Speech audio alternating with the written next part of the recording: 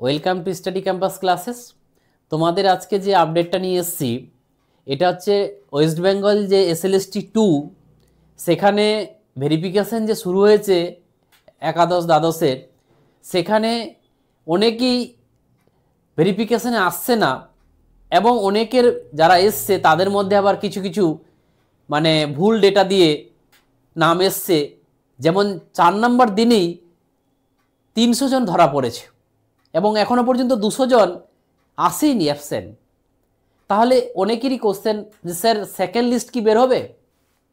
তাহলে এই ভিডিওতে আমরা আলোচনা করব যে সেকেন্ড লিস্ট কবে বের হবে এবং হবে কি হবে না, এবং যারা তথ্য ভুল দিচ্ছে তাদের কঠোর ব্যবস্থা কী নিল কমিশন, আর আমাদের 9-10 কবে রেজাল্ট বের হবে সেটা নিয়েও তোমরা দেখতে পাচ্ছ, সেটা নিয়েও আলোচনা করব। আর যেটা 24শে নভেম্বর যেটা আন্দোলনের ডাক দেওয়া হয়েছে সেটা নিয়েও আলোচনা করব। তো এই ভিডিওটা প্রত্যেক স্কিপ না করে সবাই একদম গোড়া থেকে দেখো, কারণ এখানে অনেক কিছু দামি কথা বলবো।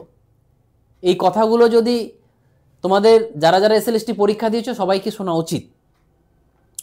এবার আমি একটা একটা করে যাচ্ছি।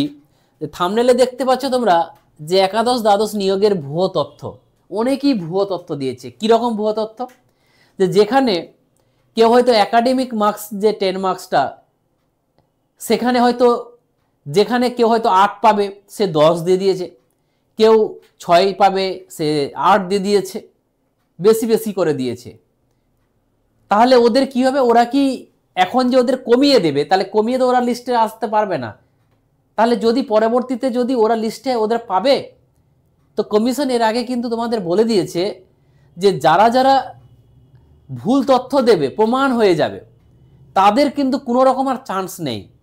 সেকেন্ড লিস্টে যদি তাদের নামও আসে তাদের কিন্তু আর সেকেন্ড লিস্টে কোনো রকম জায়গা থাকবে না। এখনও পর্যন্ত যেমন 4 নম্বর দিনে তোমাদের 300 জন ধরা হয়েছে। দেখো যে নথি যাচাইয়ের 4র্থ দিনেই ধরা পড়লেন প্রায় 300 প্রার্থী, মানে এই 300 প্রার্থী ভুল তথ্য দিয়ে এসছে এবং এখনো পর্যন্ত 200 জন অ্যাবসেন্ট।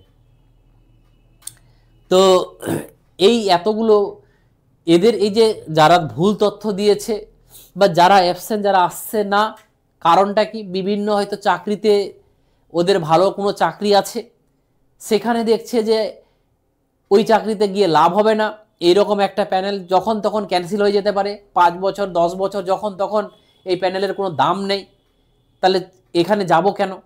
সেই জন্য ওরা আসছে না। এবং যারা ভুল তথ্য দিয়েছে তারা বাদ যাচ্ছে। তাহলে তাদের জন্য সেকেন্ড লিস্ট কেন তৈরি হবে না? অবশ্যই সেকেন্ড লিস্ট তৈরি হবে, এটা নিয়ে কোনো ডাউট নেই। না হলে ওই 100 রেশিও 160 সেটা কিন্তু মেনটেন হবে না। তো তার জন্য সেকেন্ড লিস্ট বের হবে। এবার আমাদের কবে বের হবে সেটা হচ্ছে দেখার বিষয়। নেক্সট যেটা আছে আমাদের, যে এই নবম দশমের যে রেজাল্টটা, তোমরা অনেকেই বলছিলে স্যার শুক্রবার পেপারও দিয়েছিল, শনিবার তোমরা দেখেছিলে, এবং এরপরে আবার সোমবারের পেপারে তোমরা দেখতে পাচ্ছ নবম দশমের নিয়োগের ফল কিন্তু সোমে প্রকাশ, মানে সোমবার প্রকাশ হবে। এবং কি বলেছে? নবম দশমের শিক্ষক নিয়োগ পরীক্ষার ফল আগামী সোমবার প্রকাশ হতে পারে। এই হতে পারে আমি তোমাদের কি বলেছি? কেউ বিভিন্ন ইউটিউব চ্যানেলে বা বিভিন্ন জায়গায় বিভিন্ন টিচাররা বলছে এই সোমবার হবে, এই কথাটা কেউ জানে না। কমিশন এখনও পর্যন্ত কিন্তু কোনো রকম নোটিশ দেয়নি। নোটিশ দিলে অবশ্যই আমরা জানাবো, কিন্তু এখনও পর্যন্ত কেউ বলতে পারবে না। প্রবাবিলিটি সোমবার সম্ভাবনা রয়েছে, এটা সবাই বলতে পারে, কিন্তু সোমবার বের হবে এটা কিন্তু বলা যাবে না। তবে আমি সোমবারও বলবো না, যেদিন ওরা কমিশন নিজে বলবে যে আমরা কালকে বা আজকে দেব রেজাল্ট, সেদিনই বিশ্বাস করব। ততএব এটা তোমাদেরকে সোমবারের দিন তোমাদের যেহেতু পেপারে একটা এসছে, তাহলে আমাদের একটা আশা আছে যে হতে পারে, এটা কেউ বলতে পারবে না। আমি যদি বলি তাহলে আমি আইডিয়া থেকে বলবো। এবার কথা হলো যে এই যে আন্দোলন, আবার একটা আন্দোলনের ডাক দেওয়া হয়েছে। তোমরা দেখতে পাচ্ছ যে 24শে নভেম্বর সোমবার নতুনদের আবার একটা আন্দোলন শুরু হচ্ছে, এবং সেটা হচ্ছে করুণাময়ী মেট্রো রেল স্টেশন থেকে তোমার SSC ভবনে যাত্রা মিছিল করে যাওয়া হবে। তো এবার আসছি আন্দোলনে। এই আন্দোলনে আমরা এর আগে দেখলাম 2, 3, 4, 5টা কতগুলো আন্দোলন দেখলাম, কিন্তু এই আন্দোলনগুলো যদি সত্যিকারে ওই রকম আগের মতন আন্দোলন হয় না, তাহলে আন্দোলনের দরকার নেই, এই আন্দোলনের কোনো দাম হবে না। কারণ এই 1500 থেকে 2000 ছেলে গিয়ে কিচ্ছু করতে পারবে না। তোমাদের এর আগেও আমি বলেছি যে যদি তোমরা 15,000 20,000 যদি স্টুডেন্ট আসতে পারো তাহলে ঠিক আছে। এখনো পর্যন্ত আমি দেখলাম না যে এই আন্দোলনের মুখটাকে, এই আন্দোলনের নেতাটাকে। কারণ তোমরা কি করছো, আন্দোলন করছো আবার কোথাও ভয় রাখছো যে যদি আমি কেস খাই, আমি যদি কই, এই রকম করে তোমাদের কিন্তু জীবনে আন্দোলন সাকসেস হবে না। তোমার আমাদের প্রতিবেশী রাজ্য বিহারকে দেখে নাও না, ওখানকার যুব নেতাদের সবাই মুখে মুখে সবাই নাম জানে। যেমন দিলীপ নাম আছে একজনের, এই যত রকমের ছাত্র নেতা একে বলা হয়, যত রকমের ছাত্রদের ব্যাপার, ও নিজে পরীক্ষা দেয় না কিন্তু ও যে ছাত্র নেতা, যত রকমের প্রবলেম হয় ছাত্রদের তার জন্য কিন্তু ওই আওয়াজ করে। এই যে ডোমিসাইল থেকে শুরু করে যত রকম বিহারে লাগালো সবগুলো কিন্তু এই দিলীপ মানে ছাত্র নেতার কারণে। বাট আমাদের ওয়েস্ট বেঙ্গলে কেন ছাত্র নেতা হচ্ছে না? তো আমি তোমাদেরকে রিকোয়েস্ট করব যে যারা যারা আন্দোলন করছো তাদের মধ্যে যে ভালো তাদেরকে তোমরা ছাত্র নেতা বানাও। যতক্ষণ ছাত্র নেতা না বানাও, যতক্ষণ লিডারশিপটা না হয়, ততক্ষণ এরকম হবে না। কারণ যারাই তোমরা আন্দোলন করছো তাদের মধ্যে আবার একটা ভয় কাজ করছে যদি অ্যারেস্ট করে নেয়, এবং তাদেরকেও বিধাননগর থেকে ফোন করছে যে আসলে অ্যারেস্ট করবে, এবং সেটা তারা ভয় খেয়ে যাচ্ছে। যদি এরকম করো তাহলে আমি বলবো যে আন্দোলন করার দরকার নেই। আর যদি চাও যে না আমরা আন্দোলনে সব কিছু নিজের অধিকার বুঝে নেব, তাহলে কিন্তু রাস্তায় নামতে হবে। ওই ফেসবুকে ওই সোশ্যাল মিডিয়াতে বড় বড় কথা, বড় বড় কেন 10 নাম্বার দেবে এটা ওটার কোনো দাম নেই। এসে কথা বলো, নিচে নামো গ্রাউন্ডে, তাহলে কিন্তু কাজ হবে।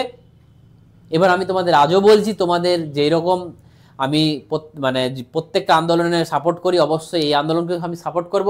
আমি তোমাদেরকে রিকোয়েস্ট করব সবাই এসো, এবং যত রকমের হেল্প লাগবে আমি আমার স্টাডি ক্যাম্পাস টিম তোমাদেরকে সাহায্য করবে, এবং যত রকম সেটা তোমরা বলবে অবশ্যই আমি করব। কিন্তু এই রকম নয় বারবার ছোট ছোট আন্দোলন করে কমিশনের না বুকের পাটা বেড়ে যাবে, যে কমিশন পাবে এরা কি পারবে, এরা কিচ্ছু করতে পারবে না। অতএব কমিশন নিজের মতনই চলবে। তার জন্য আমি তোমাদেরকে বলবো যে যদি তোমরা আন্দোলন করতে চাও একজনকে ছাত্র নেতা বানাও, এবং সেই রকম লিডারশিপ নিয়ে আন্দোলনটাতে নামো, তাহলেই হবে।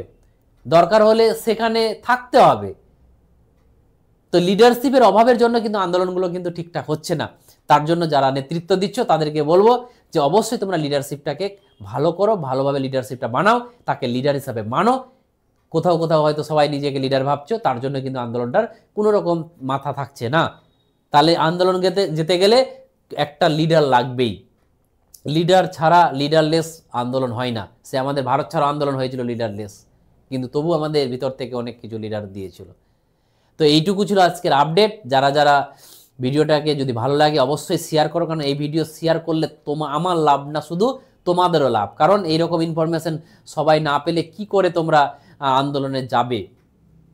তো ভালো লাগলে ভিডিওটা লাইক, শেয়ার, সাবস্ক্রাইব করে নাও। Thank you. আবার দেখা হবে পরের ভিডিওতে।